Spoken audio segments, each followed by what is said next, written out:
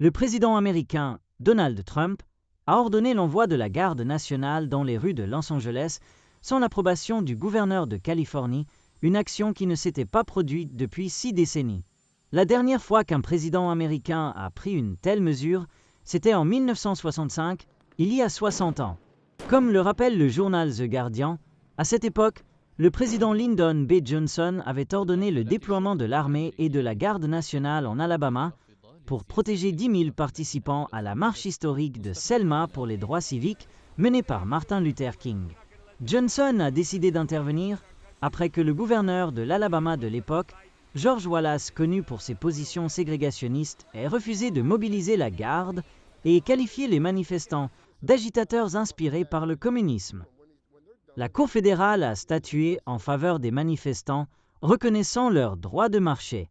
Comme Wallace a refusé d'offrir une protection à la colonne, Johnson a pris la responsabilité et a publiquement accusé le gouverneur d'avoir évité son devoir. La troisième marche de Selma s'est terminée par le rassemblement de 25 000 personnes dans la capitale Montgomery, où une demande pour le droit de vote des Afro-Américains a été présentée.